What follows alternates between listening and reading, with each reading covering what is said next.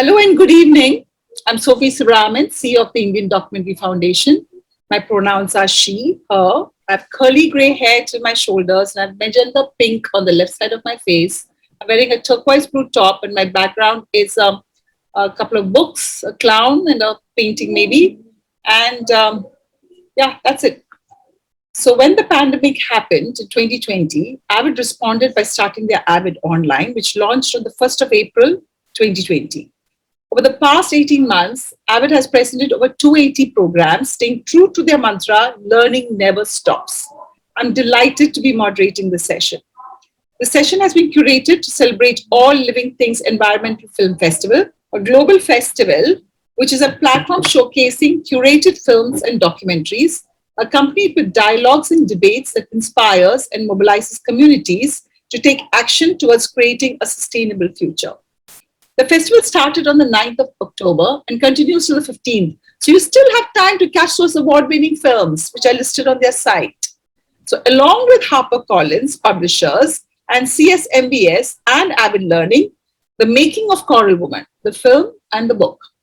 This book is an illustrated children's book and it weaves through the protagonist's journey, who is a 50-year-old woman, and leads you to discover a whole new underwater world on the coast of India.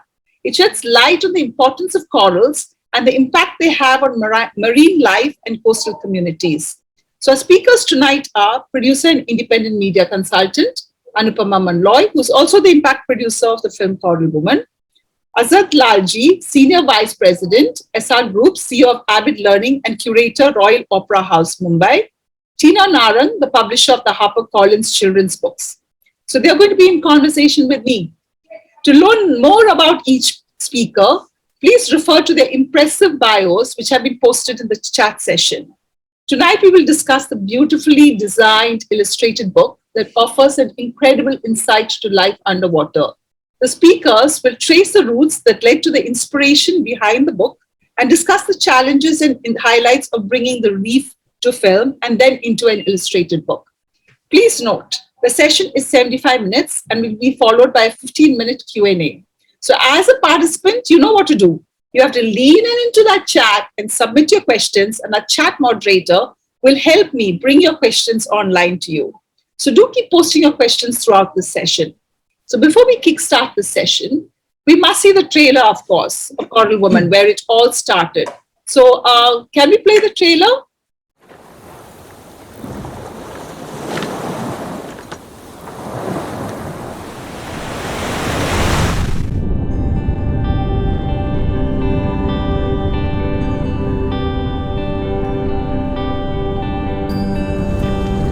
I used to tell you, நான் காணும் உலகங்கள் நீ காண வேண்டும். Actually, I want you to dive and see this beautiful underwater. There's a big corals full of fishes. They were all swimming around me, colorful fishes. I never had an idea as to I'd be diving in my lifetime. No, not even swimming. Somebody saw this paintings and told me, have you taken a closer look at the coral? So I thought it's high time. I dived and found these corals by myself.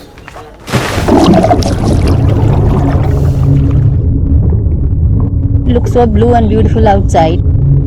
Go underwater, it is like a desert. 2016, we lost about 16.2% of corals in Gulf of Mannar. I don't know how long it will take for Gulf of Mannar to recover back. If there is another bleaching, we will lose more. வெளிநாடுகளில் இருந்துலாம் முத்து வாங்குறதுக்கு இங்கே வருவாங்க எங்கள் daddy காலத்தில். ஆனால் 10 அடி 5 அடி 4 அடி உயரத்தில் அந்த பவளப்பாறை உண்டு. இப்போ அந்த சுப்பியல் இல்லை, அந்த பாறைகளும் இல்லை, எப்படியோ அழிஞ்சு போச்சு. நீங்கள் ஊற்றிட்டு வந்த பழைய துணியை கடலில் குளிச்சுட்டு தீத்தாடிட்டு அதை இங்கே போட்டோம்னா அது வந்து உங்களுக்கு தோசை கழியும் அப்படிங்கிறது அந்த காலத்தில் இருந்து ஒரு ஐதீகம்.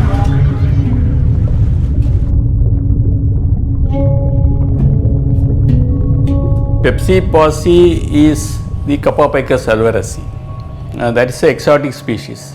It was introduced in Gulf of Mannar as a part of a livelihood program. This is the Kappa picus covered coral colony. So within 30-40 days, the entire colony is now dead.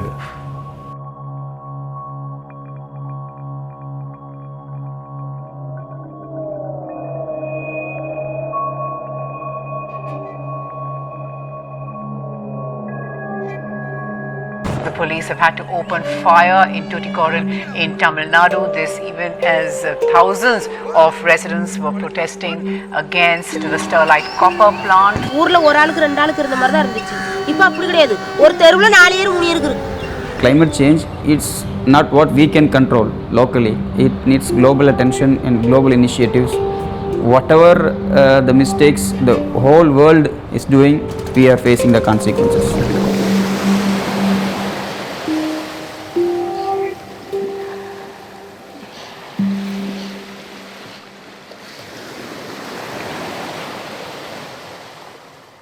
Hi, Asad. Hello. What a beautiful, beautiful book. Total kudos to Avid Learning for making this a part of Avid Sustainability Now Conversations for Greener Future series. Love, love, love the book. It's gone far beyond my expectations. The book is so beautiful. Okay, enough now. So congratulations again to you and your team for creating this gem. So let's chat about the process of converting a film into an illustrated book. It could be great to hear from you how the journey started and what the journey has been like. And now you are launching. Thank you, Sophy. And if Sophy tells you to do anything, you can never say no. So she's asked me to introduce myself in this politically correct way. So my pronouns are he and him. I'm wearing a pink shirt. My hair, there's not much to describe. So sorry, Sophy, I can't go with that one. And I have some art I love on my background. But thank you so much for this opportunity and joining us this evening. And just one update, if you could put your questions you have in the Q&A box, the chat box will be disabled in a few minutes. But that said, I became aware of the plight of corals a few years ago when I visited Australia, and somebody had asked me to watch this film Coral Woman before I went there. And I did. And that kind of, it was an eye-opening kind of an experience to see the devastation that I was in the film that I was about to see in reality. And, I was reading somewhere the Great Barrier Reef has lost about 50% of its coral since 1995. Then cut to 2018 when Julia Donaldson came to the Royal Opera House. And I bought this book there for my daughter called Tiddler, The Fish That Tell Stories. And, kids have their particular favorite books that they make you read over and over when they're younger, over and over again. And I used to read that to my daughter. And so I actually know that book by heart because I've read it over 35 times. And then I met Sophy.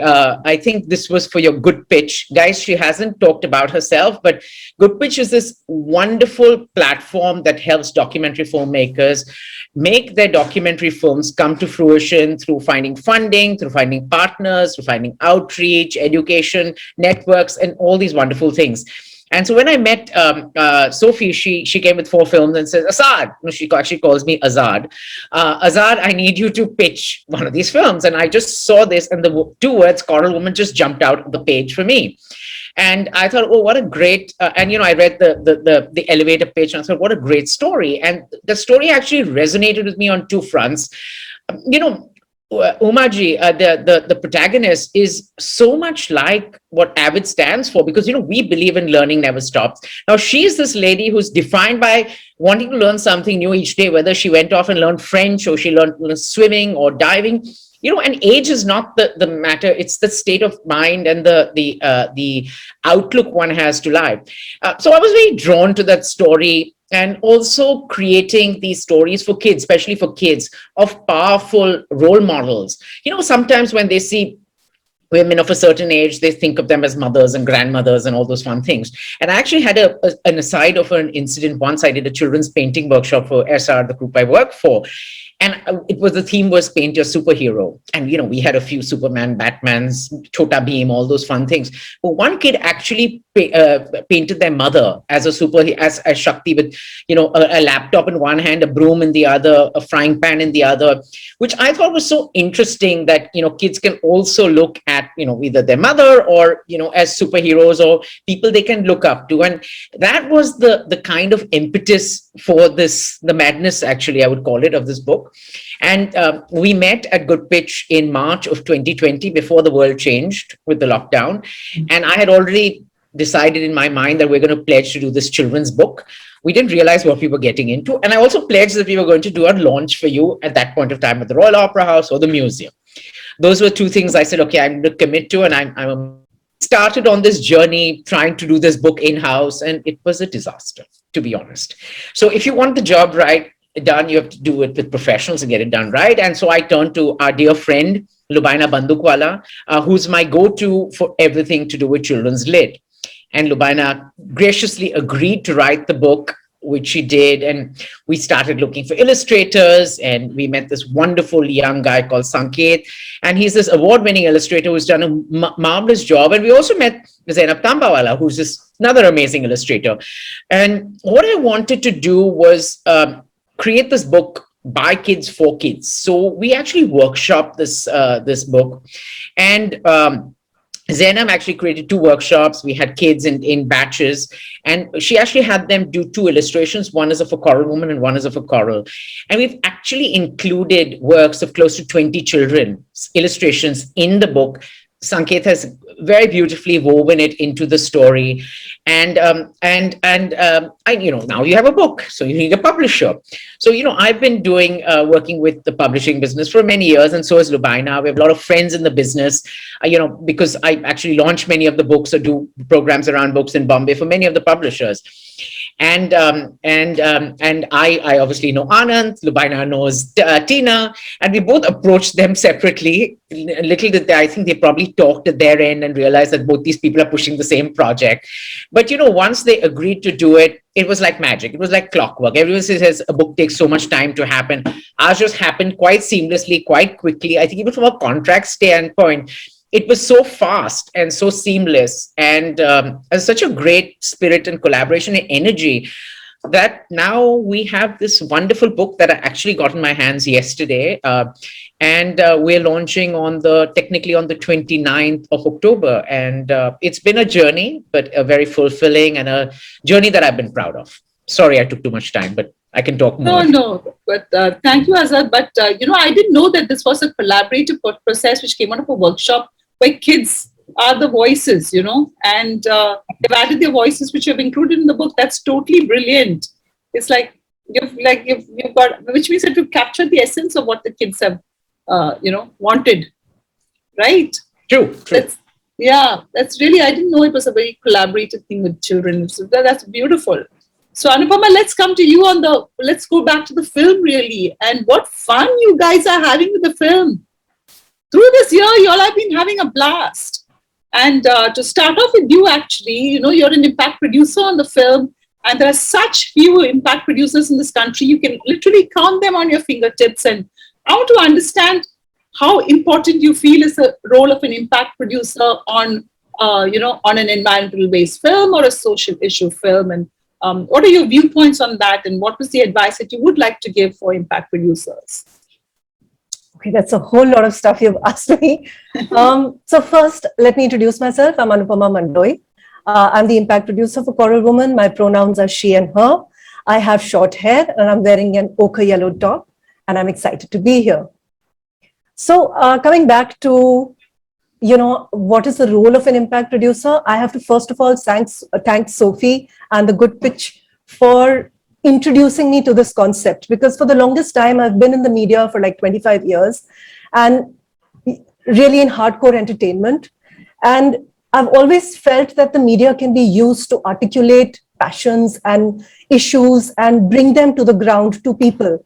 And suddenly I was invited to this workshop, and I suddenly experienced these 9 documentary filmmakers who had committed themselves for years, some of them for years, And some of them with like everything that they had, they put it on the anvil just to sort of make this documentary around an issue that they really believed in. And so that's when I sort of met Priya Thuvassery, who's the director of the film. And we decided that, and since her film was ready, I decided that, I mean, we sort of got together, we vibed well. And so she said, why don't you come on board as my impact producer? And I was delighted because here was a film that said so many things at so many different levels. And I'm really proud and privileged today that I'm working with her on making this film go beyond the film onto the ground, and it's connecting with people at very many different ways.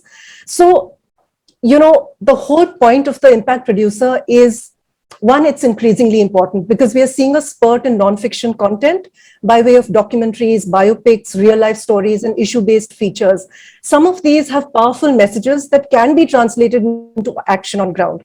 So I believe that content, whether it is on a niche platform or whether it has mass reach, that platform, it is the duty of these people to take the message and amplify it, take it outside the confines of content and use it to reach the target audience, whether it is by events, by merchandise, activities, education, interactive content, anything.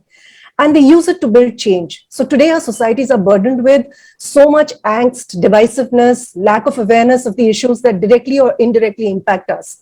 Content is the simplest and most profound way of building awareness about social, environmental, political issues, and we must use it to reach the affected population on ground, to build conversations. I feel this is a necessity. So that is where an impact producer comes in, to strategize, to implement, to build, to foster partnerships and collaborations. For the impact producer, it's good, or for them to be able to do what they do, I think it's very important for trust to come in. That's one. And I'm really, really lucky that Priya has entrusted me completely with her project. So we work together. She's so involved and engaged that I get inspired to do more. And it's also about building partnerships and collaborations. And I think Good Pitch set us on that path, because that's where we actually came to meet a lot of partners. And Asad was one of them. And really, through the pandemic, through all these points where, we've not been lucky with all our partners, but with Asad, he's really, really pushed for this to happen. And we are so excited that today we're at this stage that we can talk about the book, thanks to HarperCollins, and make all this it's our first step in the impact plan with this book in hand. So thank you so much. And it's just so exciting to be a part of this entire process. Thank you. Well said, Anupama, well said. And it's really true. You really need people like you, to impact producers, to be taking the film pushing that envelope that bit further. It's so important. Now, what I'm curious about is that how did you zero in on this target audience of children and young adults? Because when you watch the film, it's a 50-year-old protagonist who's diving and looking at the corals underwater, who's a painter. And you don't see any children in the film. So how did you actually zero in on this target audience? I mean, how did that come about? So we decided on targeting the youth for a couple of reasons. Okay, so 35% of the population in India is between 15 to 24 years. And it is the largest across the world, this segment. So that's a lot of untapped power just waiting to be unleashed in a sense. The youth is and will go on to be the most impacted by climate change. That's what we believe. And so it becomes crucial for us to build awareness in that segment and to inspire them to take up the cause and initiate change. They are also the most receptive to information and fighting for their rights and beliefs. They are the future and our hope. That is why we thought that creating a community of youth ambassadors is the best way of building awareness and therefore impact regarding marine conservation and climate change. We also noticed that during MAMI, we had done a couple of workshops with, actually Priya had conducted those workshops with around 800 children over a period of time. And the enthusiasm with which the children spoke about the film, about the corals, about their desire to protect the corals, and they wanted to know what they could do, it became very clear that the audience that we had focused on was really that sort of stamped it for us, and we decided that this is really the way to go. So yeah, that's the reason. That's why children and young adults. Yeah, because I was always curious about that, because you don't see any children in the film. So I was like, how do they zero in on that? Yeah. So Tina, we are so excited with the HarperCollins publishing this Coral Woman book. Thank you so much. So is this the first time that HarperCollins is taking a documentary and converting it into a children's book? Yes, hi. Thanks, Sophy. Hi. So I'm the children's publisher. Just quickly introduce myself. I'm the children's publisher at HarperCollins, and I've got books behind me, and my pronouns are she, her, and I have below shoulder length hair, and I'm wearing a printed top. So yes, this is the first time that we've taken a documentary and it's going to be a book, but I think that made it even more visual.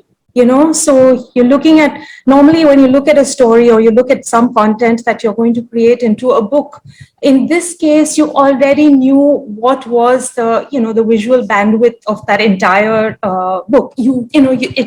It already showed you that it's such a wide universe that you're looking at, and I think at so many different levels, this book was, when we first saw it, I think it was such a unique book. Besides the fact that it was a film that was, capturing such a unique story, but it's non-fiction. It's also packaged in a way that, you've got a biography it's a really inspirational story. So I think for children, that novelty of, reading about something that is a personal story and a journey for a person, but interconnected with something that they don't know very much about. Unfortunately, I think corals are not something that, isn't part of a lot of, what they're really learning. I think it's one of the least studied subjects, if I can say that. So there would be a huge amount of curiosity also connected to it. So I think that kind of brings together so many various, things to put together into a book, make it seem so a very complete and a very, very, something that children would definitely want to read and understand, and it's really, to look at the underwater world, I think that's another dimension that children would be very curious about. The fact that I think more than what I would say, 70% of the world is really underwater.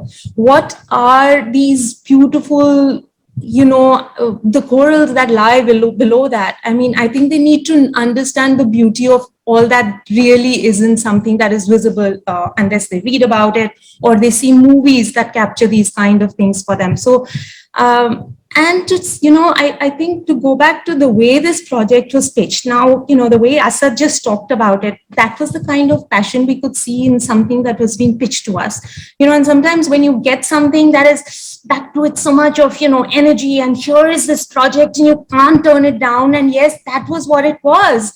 And, at the end, and I like the line that is there on the back cover. And if I can just reveal that here, it says, go on, take that dive, take it now. So that was the thing. I think we all took a dive as publishers. We decided this is a project, this is going to work for us.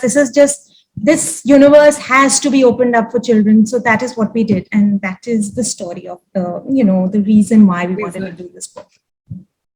So, I have lots of little grandnieces and nephews, and one is constantly looking to buy presents for them. And I realized there's a lot of children's books crowding this market space when I actually went down to buying books for them. So this book, do you think it falls into the infotainment area or the entertainment area? And practically speaking, do you think there are elements in this book that actually captures a child's imagination that can cut through all this clutter of books that is there in the market? It would be great if you could outline what a child is going to really like in this book.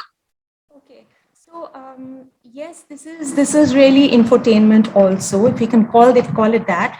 I think nonfiction has always been a challenge for publishers on how to make it interesting enough for children, and I think that has been something that we've been trying to crack the formula, not to have it look dull, because kids are going to be, they're going to run away from something that is very, very text heavy. There has to be a visual balance to it.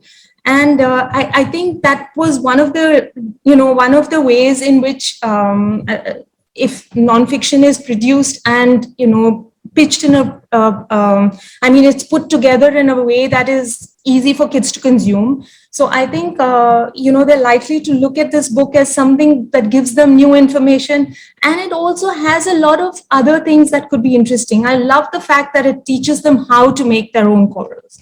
So that's a lovely addition to the book, because it lets them understand, lets them try to find out more, lets them read the biography of an incredible woman, and so it's multiple levels, and it also lets them create something that is very necessary for the world. I mean, we're losing coral wealth, and we need to teach children how to conserve. So there's this, books that are non-fiction and information loaded, if they also have that extra bit about, getting kids to that call to action, basically, that they must do something. They must do something to protect the environment, do something about the climate or whatever. So, but I think this does it in all of those ways. So it's definitely going to be something kids will like.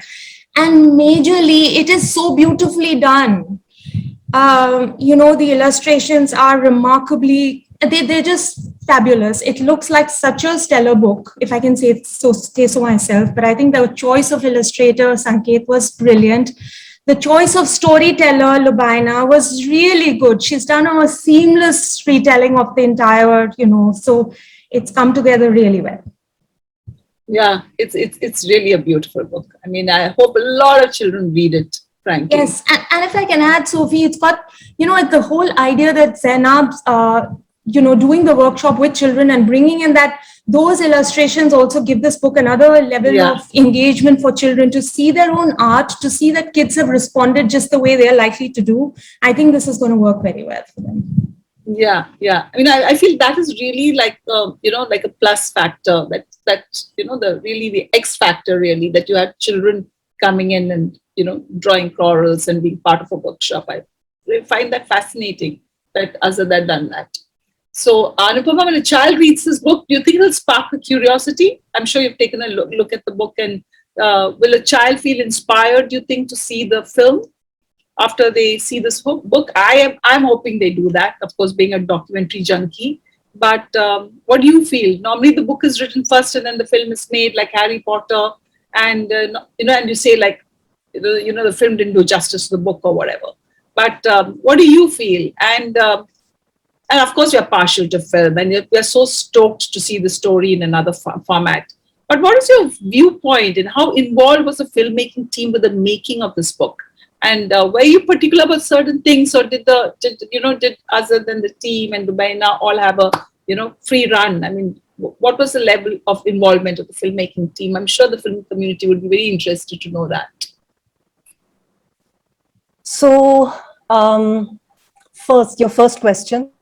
Yeah. I think children will definitely want to see the film, read the book, if they haven't already. And so we all know how we read books and then we realize that there is a film associated with it that must be seen. In this case, because there is a movie that exists and we don't know how many people have seen it, I expect that this will be a very symbiotic kind of exchange, where those who watch the film and become aware of the book will definitely want to see it, and vice versa, because the two just are hand in glove. And just the way the book has been designed, it just lifts the film into a completely fresh zone, and that's the beauty of it, because it's rich, just the way it's been illustrated and the way it's been designed and put out there. Then, when we had pitched this at Good Pitch, Asad had said that, he and Avid Learning definitely wanted to help us out. And so they believed in our project and went out of their way to make this happen, but it would never have happened. And when we collaborated on the book in the initial sort of time, while the script was being written, we were actually very keen, Priya and I, to ensure that the book would be aimed at children between the age of 8 to 15, and to create an awareness of corals and their importance in the ecosystem, their beauty, like that was very important to be communicated, and that it should inspire children to take action. The other thing was that Uma herself is somebody who would inspire people. I mean, she is that protagonist who we want to say that through her, it would be a message to everyone reading the book that recognize the possibilities, and the potential within you. Give yourself a chance. Age is never a factor. It's never an issue. And the journey, while it can be scary and difficult, you should fight your fears. So Uma had told Priya, something before the dive, and I just want to quote that. She felt like a soldier who was ready in his uniform and gear, ready in her uniform and gear. But when she reached the battlefield, she was frozen. But yes, the fight is important, and the need to overcome this fear is also equally important. So that was really the fundamentals that we wanted to ensure went into the book. Other than that, I think basically it was Asad who got in touch with the writers, who got in touch with the illustrator, who connected us with HarperCollins. Lubena was, somebody who Asad knew, as Asad has already pointed out. So everything was basically crafted by Avid Learning. We were just there to help sort of steer the boat if it was required at any point in time. So that was really our level of involvement. So it is going to capture the children's sense of adventure, and they are going to be looking at their parents or aunts or something, and prod their parents and aunts to kind of, absolutely. You feel that strongly. Yes, yes. So Asad, you know what? This is also, the story is also a human interest story and an environment story. So what do you hope the child will take away more when they're reading this book? What are the elements of this book that you feel that you would actually like a child to take away? See, as you've already covered, it's in the info edutainment category. There's a lot of very strong information, stats, figures, and palatable formats, including how to grow your own corals, that a child would be interested in. But there's also this wonderful story woven in of this woman, Umaji, and her journey, which is also very exciting. Actually, I have a side style. I really feel that these kids, and they're like sponges, and they're so receptive and responsible. And I don't know what happens to us, and we grow older, we don't stay that way. But I had the pleasure of having a hard copy yesterday, an advanced copy. So I actually read it to my daughter. I read with her today. I'd obviously read the script before, and the pleasure that she got out of it, and even I got out of it. So it's not just for the kids also, because at the end of it, kids are reading it, but the parents are the ones who are also going to be purchasing it. And it's not some kiddie canny book. I mean, I think the parent would also pick it up and be intrigued, because there are not so many books on corals out there. And it's a very interesting story. And it's also such a beautiful book that they are going to take away from it an inspirational role model, inspirational older role model. And they're going to take away the facts about what we can do to actually help our planet, which is so neatly woven into this story. I mean, Lubaina, obviously, Tina, she, is all things, as I say, about children's lit that we do at Avid, has woven these stories in so subtly that it's not in your face. It's splattered in the conversation, which makes it so interesting as a read. That actually my daughter left and she said, okay, we're going to read the book again tomorrow morning. So we're doing an encore tomorrow morning again. But that said, I feel, this project is it's not a standalone. There's a film, there's the book. Anupama will talk about the other elements that will go with it. And, it's an integrated effort to get this message, to get this story out there that's going to impact change. And whether and kids today are so savvy about watching documentary films or actually asking for books that they want, and they find their linkages. Somehow it all connects, and they make analogies and references that you and I will not make. And I was talking about erosion, reading about erosion, and my daughter came up with something else today.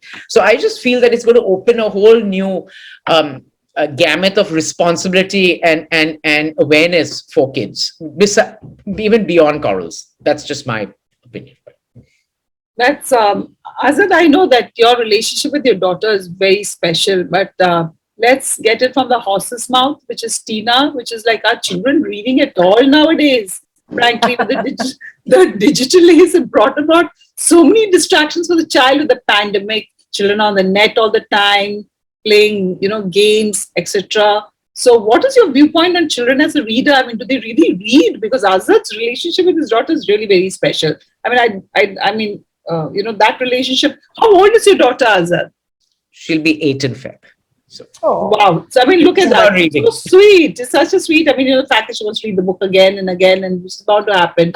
So, what is your experience about children reading in this digital age, Tina? Are so distracted because they just have, multiple levels of things to pull them away from a book, which has, been the concern, I think, for the last many, many years now, that we just keep, and there's so many publishers in India and everywhere else also, publishing good books, but are kids reading those books, or are these just going, onto bookshelves and then they soon become backlist, sadly.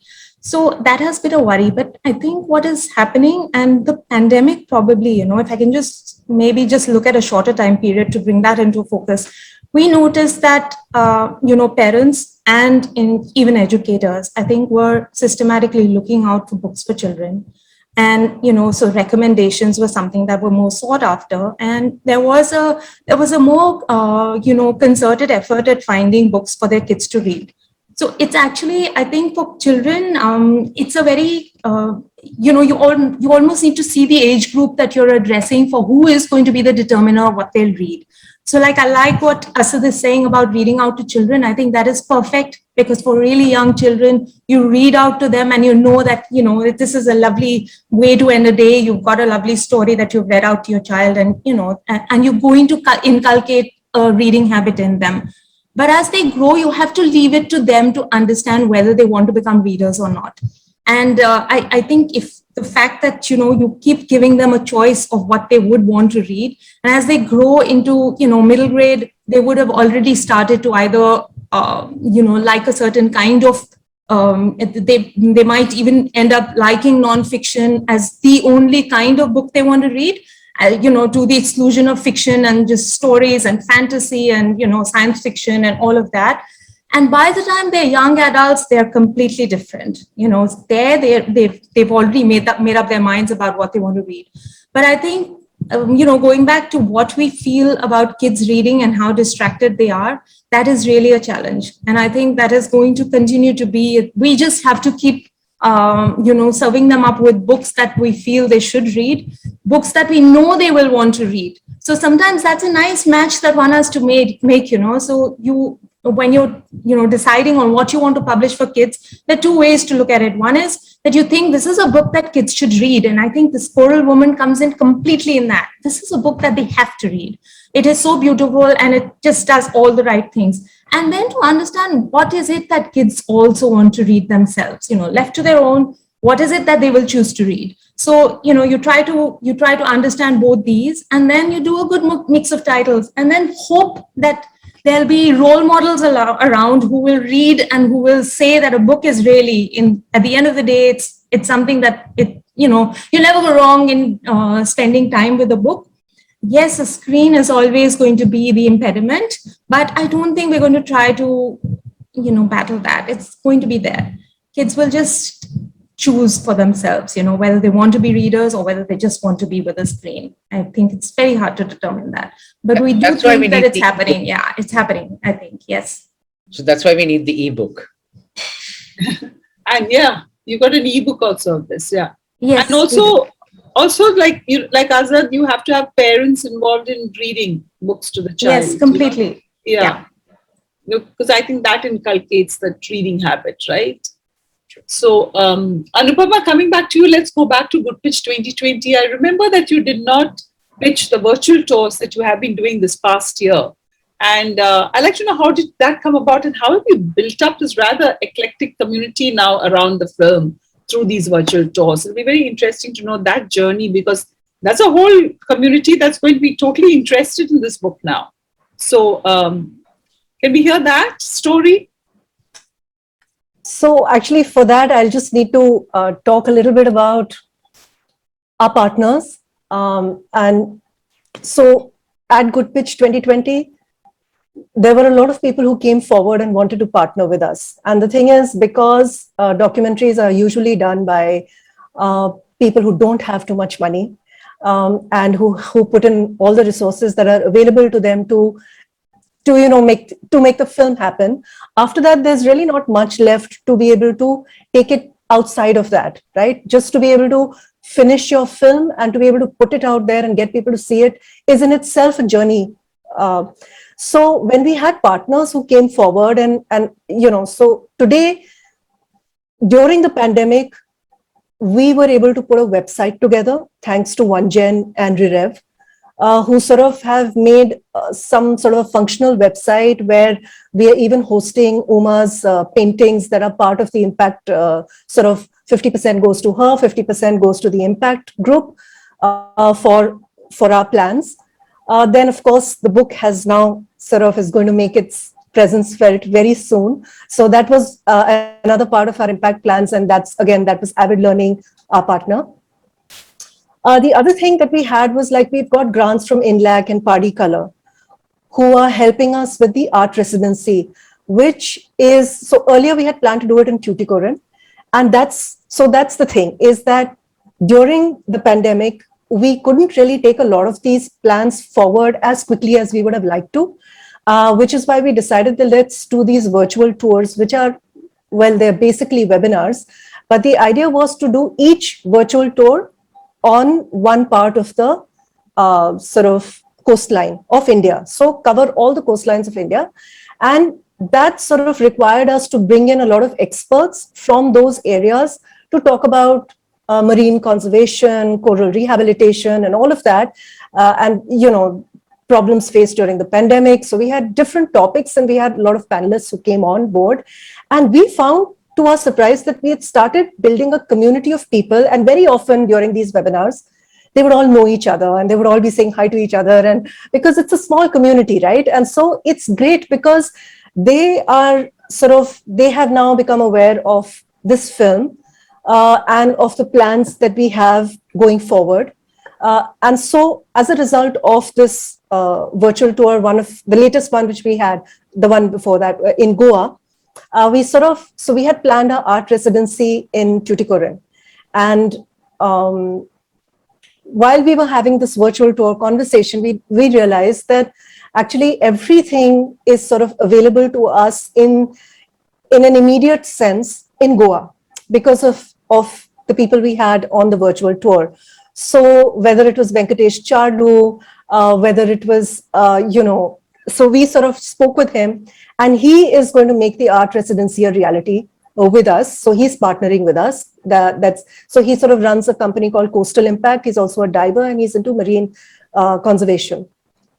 And so what we've decided is the art residency will have 3 artists and somebody from the community, coastal community, a girl, who will sort of give her worldview so that the artists are inspired to sort of make something that is sustainable and also relatable for people. And we're planning to make a sculpture that will go under the water and one which is similar to that, which will be made of disposable material and trash on ground. So the idea was, so we have INLACs on board and we have Party Color, and there are multiple things that we are planning to do. And every time we have a virtual tour, there are lots of people who come on board and they want to say, how can we help you? How can we help fund all these activities that you're planning? We also have a virtual tour kit. I personally believe even this book can be part of the curriculum, in schools, because that's our target audience. And, if we were to combine this as a package where you have the virtual toolkit, which talks about corals, and it's really very nicely, sort of we have a template that's been designed by OneGen. And if we were to combine it with the book and take it out to schools, I think it will open a whole new world for the children, because suddenly they will have access to information that they didn't have, and they will have ways and means of learning more about corals and participating in this activity of marine conservation. So I'm sorry, I'm all over the place, but because we are doing so much, and I'm really genuinely excited that, this art residency, which is going to follow in November, soon after the book. And we are also going to open up a whole fundraising sort of element in December, Jan, just to help us make the virtual toolkits available to be able to sort of implement them and put them out in the world. And also the art residency, whatever little dots that remain to be joined, that can happen. So the vision for the film reaching out to people in different formats is actually really, really large. And we are sort of, a lot of it has been made possible only and only because of the partners that we've joined hands with. And I know going forward, it's going to become a larger community. All of them will want to sort of carry this project forward. And we really, really hope that, you know, especially the art residency can become an emblem of sorts for not just the coastal community, but for India, as some sort of a hope that, you know, there is an attempt and it's symbolic for what we're trying to do for marine conservation. So our vision is like really big. And we're hoping that even if we are able to achieve 3/4 of this, I won't say half, we'll be almost there. So yeah, I think that's really where we're going. You'll achieve all of it. Small Thank you. steps at a time. Yes, Of course, you'll achieve all of it. absolutely. Asad, in this, I'm going to be going to Asad now. Thank you, Anupama, on that. It's wonderful to hear, you know, all that you have been doing, and I've been following your work, so it's really good fun to watch. And I was part of one of those virtual tours, and it's really, really nice. So, Asad, in the sustainability series that Avid Learning does, you know, you have done so many panels with artists and folks from all kinds of professions, and they've created change, and you've somehow weaved awareness of corals into some of your panel discussions. And can you share your learnings that you have had from the sustainability series, and what would you term what would you say you felt is so successful in these series that you have run, and what really got you all excited? I mean, you know, Avid really believes in, you know, the arts has this immense capacity to heal, to change, to create this difference. And, you know, our sustainability series didn't come up in the pandemic. We were very keen about the space. We were very keen to highlight important issues and use different arts practices as a medium to channelize this message. And we'd actually planned to start a series in April of 2020. It was all negotiated. It was all done with Mr. Mukherjee and Jyoti at the CSMVS. And we were going to have, you know, actually physical events. And then, you know, lo and behold, everything changed at that point of time. But we decided to go ahead and we launched our sustainability series on June 1st, 2020.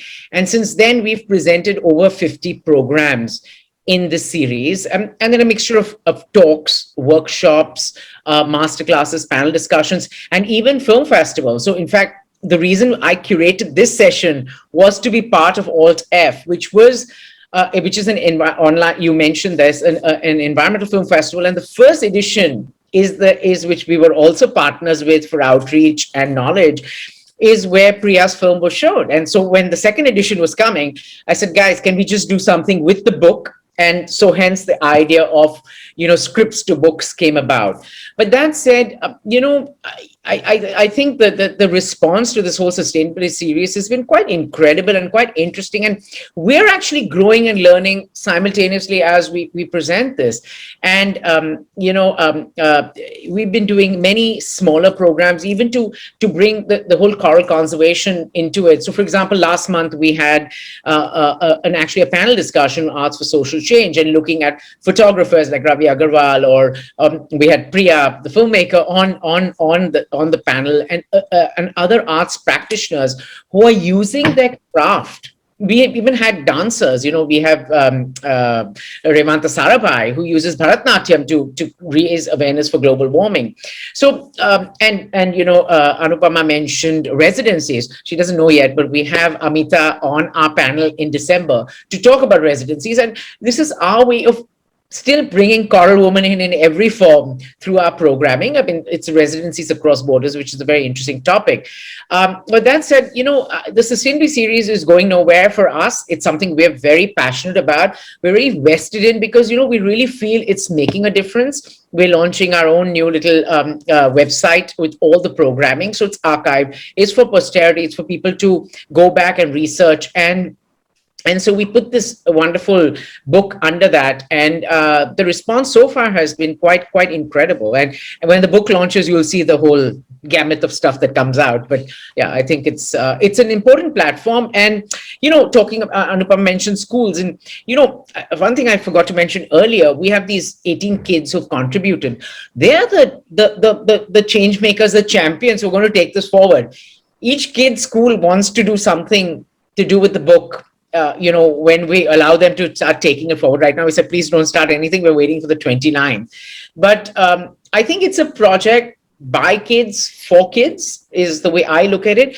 And, also, it's not Avid's project, it's not HarperCollins, it's not Good Pitch, it's everyone's. And that's the way we've envisioned it. If you look at the next piece of creative, there's like 2 lines of logos at the end of it. And we have so many partners who've come in volunteering to help. And we have the Maritime Museum Society. I see Anita online. A lot of our partners have come in and we've approached them. There's the Kalagor Arts Festival. And they all said, yes, we can do anything you want to kind of help spread this message. So, it's the idea of even people, like-minded people, the arts ecosystem coming together to support a message or a platform that we all believe in. So, yeah. I mean, it's a lot of work you've been doing in this past year since the pandemic. I mean, since 2020, really, you just kind of pivoted like immediately and went into the online series. And it was, I think we all kind of followed suit. Asad, you led that way, really. So, Tina, have you seen a rise in children reacting and responding to, in your experience with children on the current climate condition? You have a good mix of titles in your bag, actually, that you have released or releasing. And a few of them are issue-based. And what is your experience with issue-based stuff that you have been, releasing? And another question I would really want to ask you is that, are you driven by the cost when you pick up the book? Because you have quite a mix in your bag. So what are the parameters that really inspire you to take that book? Do your heart kind of lean towards a cost-ridden story that kind of creates private, reflection? Or what is it? So, yeah, that's a very interesting question. And that's always something that, is possibly the most compelling thing that we have to think about. What is it that we like about a book? And sometimes I think, so from the child's point of view, I think everyone who sees what kids want to read and what they will get from a book they're reading will understand that they like the most subtle messages. They don't want to be told. And that's true outside of the book also. Every parent will vouch for that. You tell a child to do something, they're likely not to do it. So that really works for stories as well. You have a subtle message woven in, they're likely to draw whatever inference they want from that. So that is kind of, so even when we take a book that we know at the base of it has something that it's saying very, very clearly. And I think even in Coral Woman, it's the story is, it carries a climate related message. It carries something about, the endangered fact that the corals are endangered, but it does it in a very, it does it in a way that it isn't, and I think Asad mentioned that earlier, it's not in your face. It doesn't try to say that this is what we're saying, but kids will get that message very clearly. So I think that is one of the things that we keep in mind, that, the messaging has to be subtle. And as kids grow older, that becomes even more true. So yes, we've been doing some books that, especially when you're looking at older readers, what is it that they want to, you want to talk about inclusion, you want to talk about, the diverse natures of their lives, and you want to bring in things that make them think. I think one of the things is to just plant that little seed in their head, and I think I like what Anupama said also, you want kids to be climate ambassadors, put that point in their head, that this is something you can do, that you can do something about the environment, and you can really make a difference to, the way climate is being affected across the world and how disastrous that is. So if we do it, we put that little thing for them to think about, and we do it in a way through stories, I think that is going to work. And yes, we do have, books that focus on that, coming up, and we have done, books so far that try to say things that kids should take up as, give them food for thought, basically, prompt them to reconsider how they, how they can make a difference. And we hope that somewhere all of that is, that they will get the message that we want them to get. But we try to do it in as subtle a way as possible, we try to do that. So packaging is very, very effective, it's an important part. But it's also very interesting to select books for kids. Sometimes you want to just do books that kids will be entertained by. You want to balance it out. You want to give them books that are, that have a fair amount of humor in it. And especially I feel in this last, year or two, they need books that will give them, not just that might alleviate the, the sense of, a lot of them are at a loss at what is going on, why their lives have changed so dramatically. So either to find characters that are living those kind of, very confused or conflicted lives, and they find them in stories and, they kind of relate with them, or you give them something that will take them away from all of this, give them some humor, give them some fun, give them some entertainment, that they will feel that, okay, here's a book that I can laugh with and I can put it away and I would have had a good, a good read.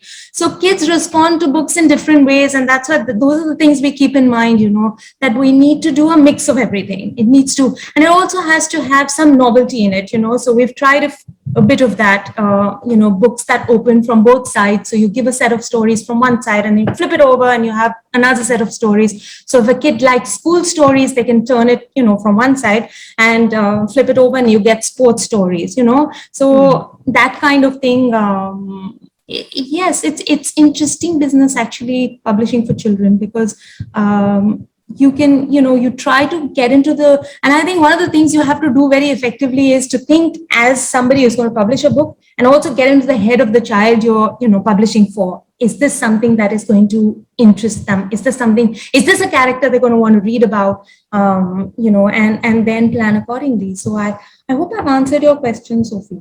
Yeah, you have.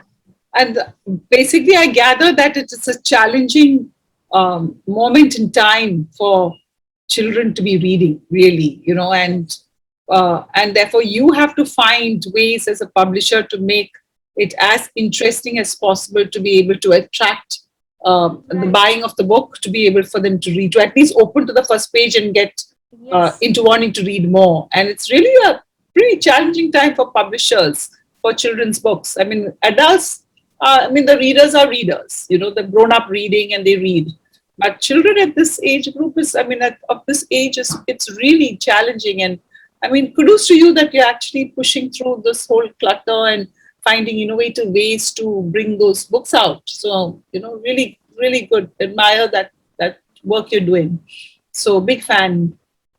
So do you feel that social media, how do you use social media in being able to pull your audience into a book? Any ideas of, would you like to share any promotional ideas that you might have with Coral Woman?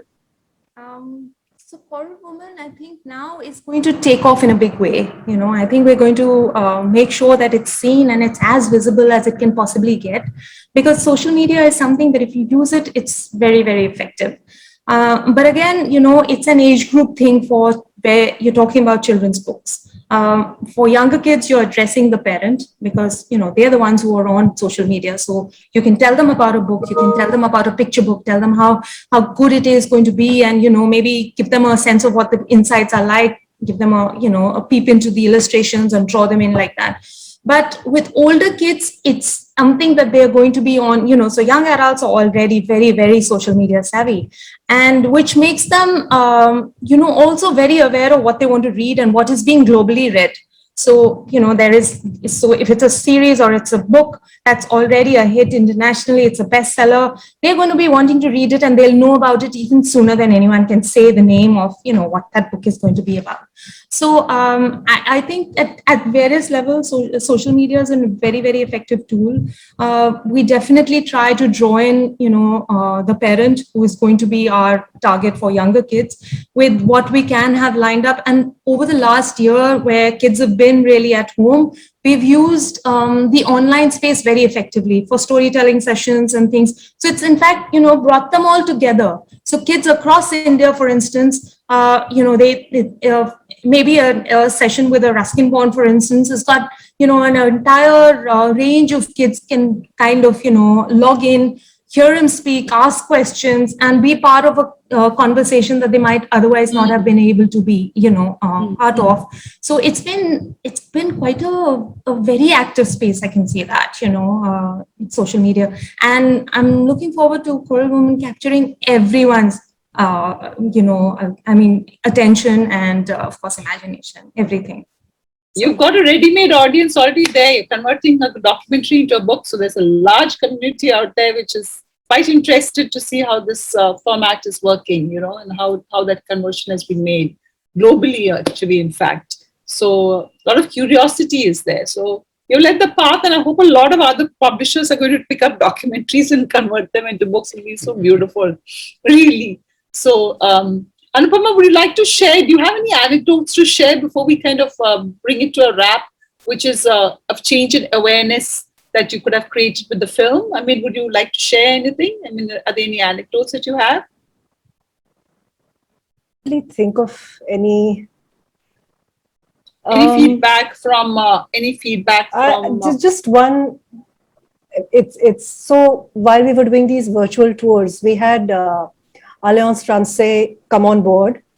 They sort of lent us their Zoom platform for us to be able to do the webinars, and so they had given us somebody who would sort of run the sessions for us behind the scenes.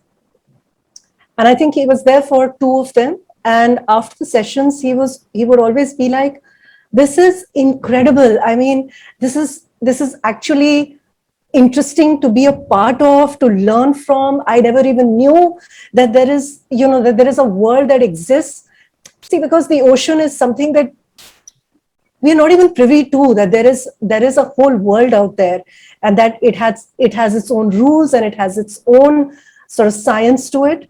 And so these conversations, suddenly, we could see that somebody who was not really, and who had just been assigned a task to do, was so completely engaged by what he was hearing. And I think that's the kind of conversation we want to, or we're hoping to sort of initiate with everything that we do, where, it's like, oh my God, I didn't know this. I didn't know that a coral is an animal. All of these things, just, I think little things, and they create change. So yeah. It affects you in little ways when you watch a documentary film. Yeah. I hope I'm sure the book will also touch the child in different ways. So thank you, Asad, for backing this project and starting up something totally new for documentary in India. I'm privy to how involved you and your team are when you commit to something. And I just wish there are more partners like you around for the documentary medium. But what future plans do you have for the promotion of the book in these COVID times? Do we have like a signing of the book maybe? Do you want to share a bit about the author? Maybe can we have like a sneak peek on one image from the book? I mean, is that allowed? And what thoughts? Lots of them. I don't know where to start. So I'm going to just start by answering one question you asked, Tina, about social media, and tying it back to the series Sustainably Now, which, Avid is so passionate about. So, we had done this one thing, which when we launched our series with Grow Trees, we actually asked people to doodle or draw or sketch or whatever, a tree, and post it and tag us on Instagram. And we'd plant a tree in their name. And we did that, and it was an amazing response. So we're actually doing something similar for the book. Is we're actually creating a little postcards. I should be telling you all this because my team's going to, reprimand me later. So we're creating these postcards, which are kind of black and white, essentially representing calcified corals, and we're giving them little a set of crayons to color. And actually, you have the ability, or your hand has the ability to put the color back into corals. And we're asking them to take a picture of that and tag us, and then, create that movement forward. But that said, it's all about partnerships and collaborations. We've been partnering with the CSMB at the Chhatrapati Shivaji Vastu Sangrahalaya, Mr. Mukherjee and Joyati for so many years. And, I went and met Mr. Mukherjee with this project when we were doing it. And, we have Brinda Miller, who's also an advisor there. And they're all so happy and excited that they've actually embarked on commissioning projects on their own, which I won't steal the thunder, but there is an installation in the Children's Museum, which is going to be part of this book. Wow. I had pledged a part of Good Pitch that we would do something at the museum or the Opera House. And so next week we're doing a soft launch because, it's still COVID protocols. I don't want kids involved right now. We will do stuff with kids, and we have a lot of very interesting things planned in the online and offline space. But we're doing this at the museum next week, just because I think we all need to meet Lubaina, Priya, yourself, Anupama. Tina's not coming. She doesn't want to hang out with us. But just kind of, give each other. We can't even hug it out in these COVID times. We want to give each other pat on the back. That we've all actually worked so hard to come together, and there is this actually tangible output, which now we can all be proud of. And as I always say, this is everyone's book. It's not Avid's book. It's not Harper's book. It's a project that lots of people have come together. We've got some other wonderful partners. There's Playdate, there's Rachna's Fun Club. We've planned so many very interesting STEM workshops for kids online. And these are fantastic workshops. They're going to grow their own corals and all these other fun things. I have this fantasy that I wanted to work with the aquarium, the little aquarium we have in Bombay on Marine Drive. And I said, I need to launch Coral Woman there. But unfortunately, that aquarium is under renovation, and we have a whole coastal road project happening, which is against what we're talking about right now, but that's another whole story. So we couldn't do that. But, we've approached everybody. To the Navy. We've written letters and stuff to actually try and get frescoes of Coral Woman painted on walls. And, fingers crossed we'll get there. These are really ambitious ideas. And, you aim for the sky, you hit the mountaintop. So we believe at Avid, you just aim as high as you can, and, it'll all fall out. And, I really believe the stars have to be aligned. And even getting this book this far in lockdown, everyone says they had a lockdown baby. I think maybe Coral Woman and Avid Online was our lockdown baby in a way. But, it's been such a wonderful journey with so many great partners, and I see so many wonderful questions. So, Sophy, before we actually wrap, if you want to address those. Yes, of course. Actually, for Tina and Anupama, I can talk, at length, that. So. Okay, so before we get into these questions, because when I saw the amount of time that we had, I was thinking like, oh my gosh, would we actually be able to speak for that much time? But we've actually held a conversation talking about this book, I think, in a pretty interesting manner. And now there's a whole bunch of questions. But before I get to that, Tina, thank you for your time and being part of the panel. I'm going to be watching the space of the whole book release and following it. And it's a very exciting space. And Anupama, thank you for the work that you do. Big fan, and looking forward to some more exciting stuff on Coral Woman. So come on, let's get ready to answer these questions. Okay, Asad, most of the questions are towards you, really. So Asad, in your role in the cultural landscape of Mumbai, have you seen the increase in ecological art and art conservation? What has been your experience in working with children virtually to create a book? Artists have always been using their art for the message. And now, because we're looking at it through this lens, yes, of course, we're noticing it even more. I'm out there, trying to look for artists and across the arts, even visual arts, performing arts, who are using their craft to impact change. I don't think it's increased exponentially, I think, from an artist perspective, but I think as people, I think lockdown, the pandemic have made all of us revisit our outlook on life a little, and that's everyone has level set it a bit. So I don't think it's that drastic, but I think we're all becoming more conscious and more responsible as human beings, and that's part of the whole journey. As far as children, as I say, they're like sponges. They're more resilient than we are, and I think the whole, obviously online is harsh for them, but you give them something that interests them, and you do it in a way that's going to hold their attention. Yes, there is all that screen time, and even you're doing it on Zoom, so it's still screen time. But I think they're like, I always go back, I say they're like sponges, they take it in. You have to figure out a way to hold their attention. And, if they feel that they're responsible and they are the ones who are going to impact change, they take it very seriously. And one shouldn't undermine the school curriculums. These days, the school, from when we were in school to now, they're changing slowly and steadily for many schools at least. And these elements of sustainability, of being responsible, of looking at the environment is creeping in. And we have other partners like the BBC and other who are doing these wonderful programs to kind of raise awareness simultaneously for our kids. So yeah, I think they're pretty much I think they're the champions. They are our future stakeholders of this change, to be honest. Okay, so here's one which says, I don't know who's going to take this. Hello, my name is Harsha. I'm an artist, diver, coral conservationist, and currently working on launching an initiative called Brown Girls Diving to help boost visibility and participation for women from the majority world in diving and marine sciences. Wanted to say I've loved hearing all the plans currently in action, but no kids here on the platform, but still looking forward to this book coming out. I have a question to Anupama and Asad, but would love hearing from the whole panel. What have you found to be the most impactful approach so far in engaging children, especially considering swimming and water-based activities generally are not culturally important in this part of the world? Anupama?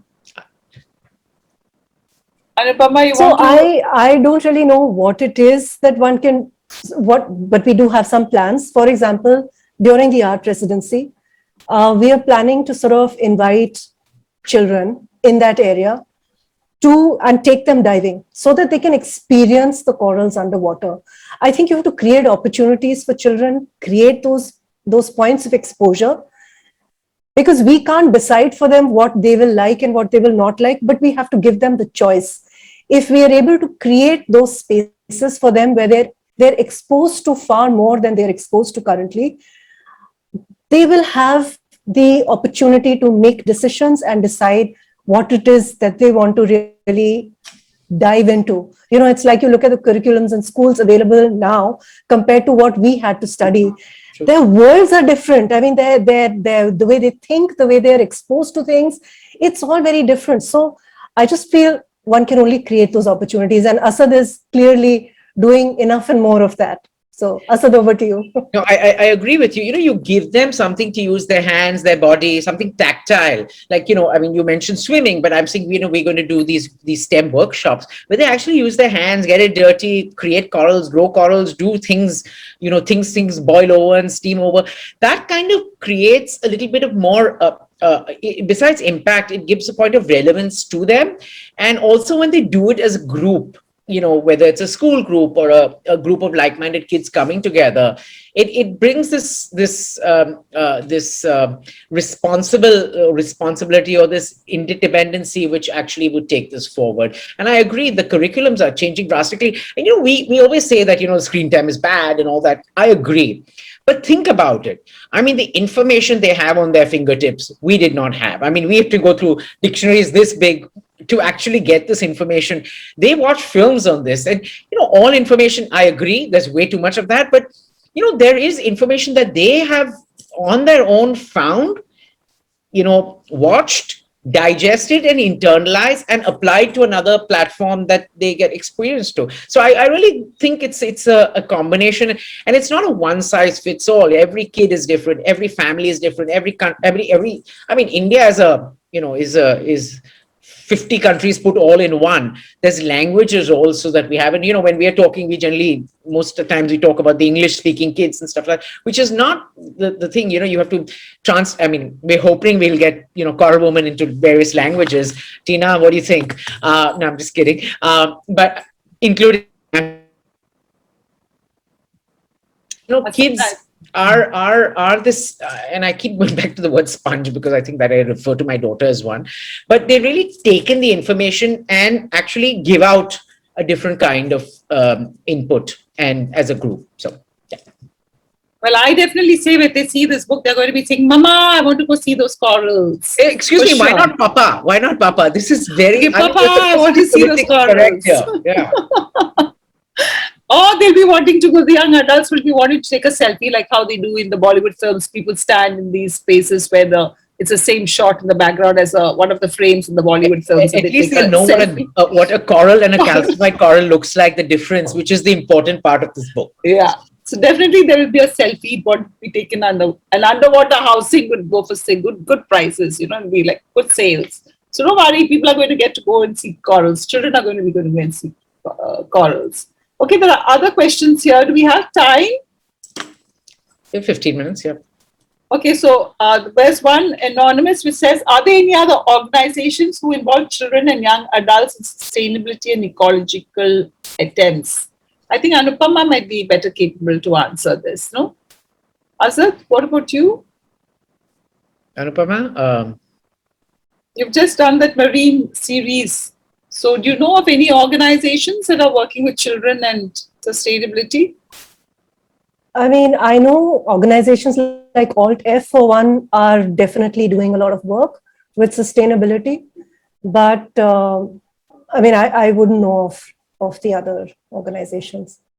I think I mean, besides the organization, there are lots of platforms and groups that are there. And, I think the underlying messages are there. Maybe they're not focusing on, Lubaina's festival, Pika Book Festival has wonderful books, and she has her area of, social awareness campaigns that she actually includes in it, sustainability being one of them.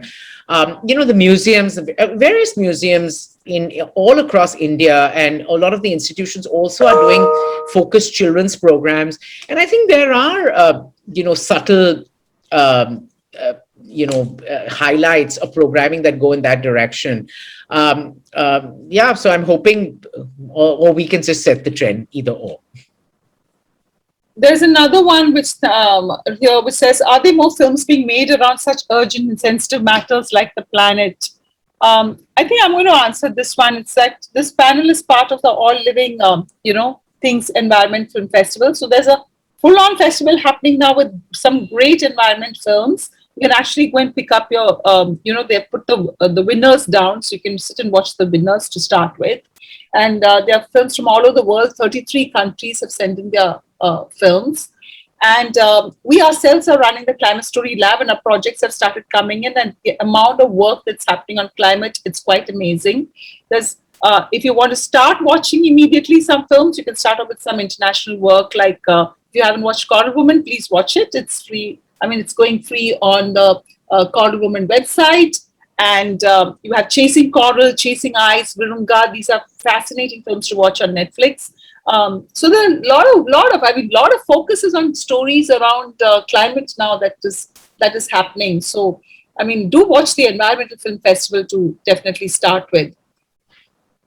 Then there's another question here which says, have you seen a rise in kids reacting and responding to the current climate condition?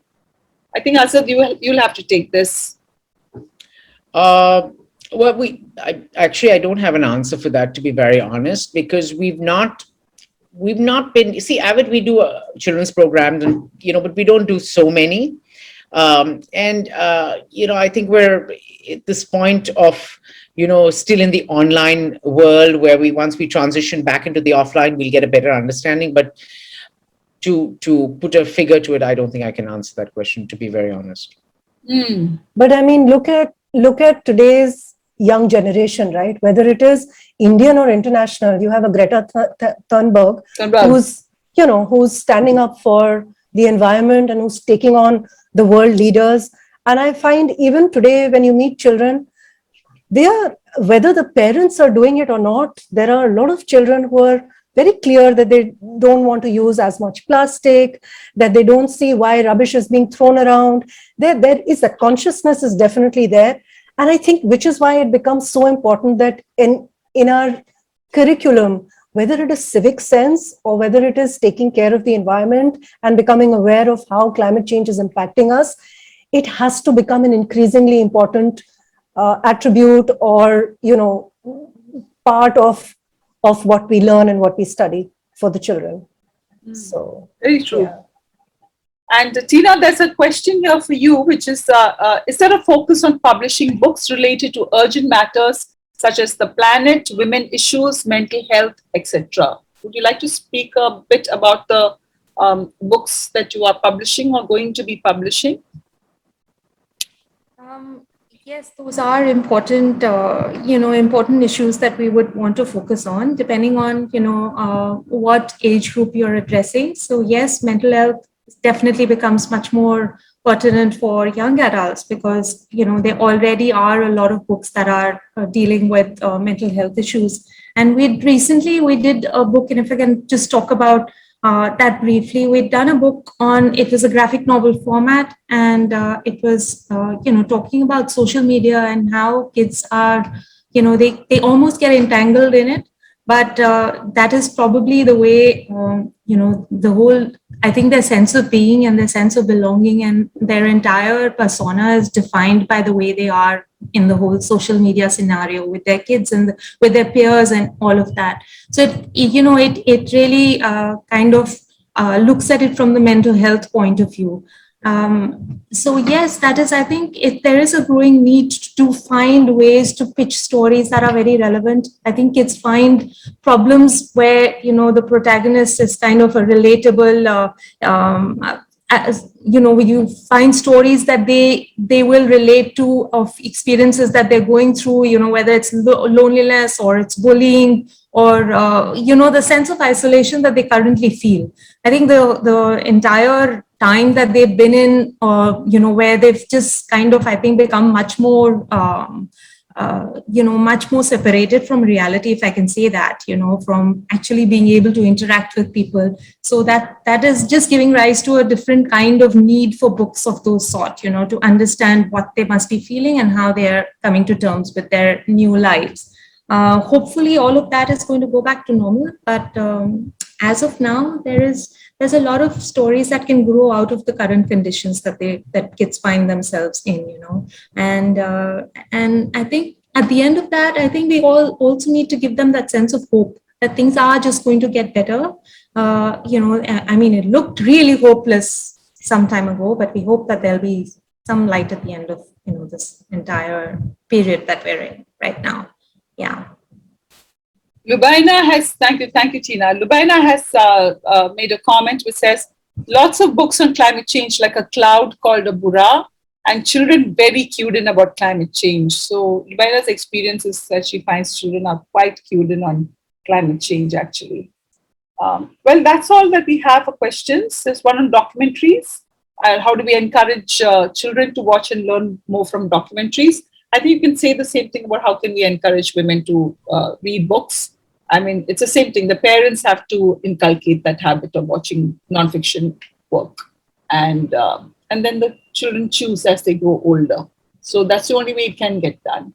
I think it's also important to create a culture of documentaries in the larger spaces. So whether it is Doordarshan for the interiors, whether it is the Netflixes or the larger platforms, just to be able to share and create better reach for all of these. I think that is definitely something that needs to happen. Yeah. And, as you rightly said, I think all these OTT platforms have kind of given us that opportunity to watch these documentaries that, normally we would never have access to or never have even thought of watching, but it's right there in your face, and it's becoming part of the, I always love the CEO of Netflix as my only competition is sleep. So, if you really think about it, and there's this rich content out there, that people can ingest on their own time, and like-minded groups come together and recommend it to each other. And I'm hoping that, films like Coral Woman and the other films Sophy supports through Good Pitch becomes part of this common vocabulary, and people start consuming it and making a difference. So, yeah. But well, definitely Netflix is a place to start. But commissioned documentary where where commercial logic is actually dictating the subject of the documentary does not really support a diversity of voices and viewpoints. So one also has to think democracy here, but Netflix is definitely a great place to start. So Asad, can we see maybe an image? Can I poke you for one? Tina? You'll have to poke Dhwani, not me. I have no rights. I'm not the host, so yeah. Dhwani, like one image maybe? Like close the session with an image? Ooh, look at that. Beautiful. Oh, lovely.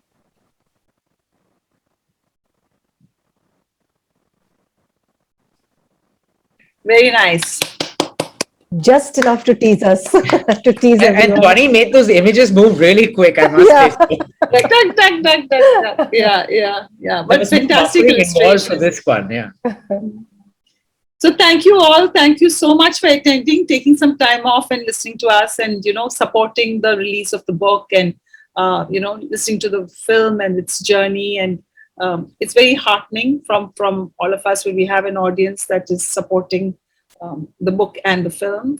And we hope you will just spread the word and encourage a lot of people to buy the book and watch the film. And thank you, Asad, for getting this whole panel together and always being the energy and muscle behind all these interesting stuff that you do.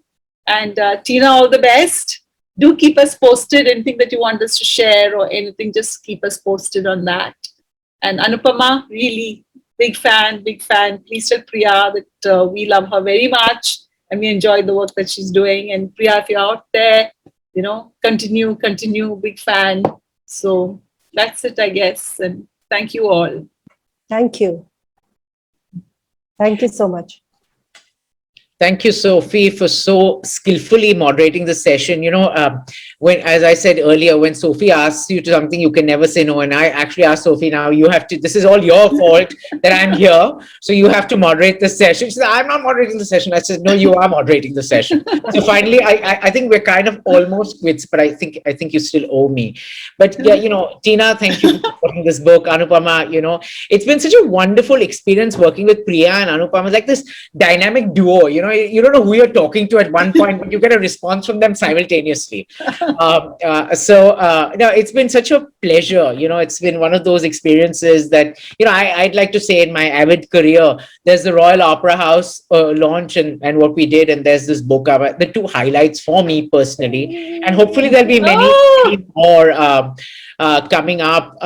And at Avid, we don't sleep really, as you may note by the amount of programs we pull out, but we really believe that learning never stops. And kids are an important. We've got audience for us, they're stakeholders for our future. We've got lots more interesting things planned. If we get the time, there's lots more things coming out. In fact, many more books also. No, I'm just kidding. Just stay tuned for what more of our programs. We have 3 events next week, so I'm not going to bore you with all the details. Just stalk us on social media or our website, avidlearning.in. There's a very interesting program on looking at galleries as an incubator to support creativity, which is on Tuesday, the 19th, which is also the soft launch of this book. And followed by, we have a program called Across Cultures on Thursday, the 20th. On that note, stay safe, stay healthy, stay happy, and remember that learning never stops. Thank you, everyone, for tuning in, and what a great audience. Thank you, guys. Thank you, Asad. Thank you. Thank you, Asad. Bye. Thank Bye. you. Bye.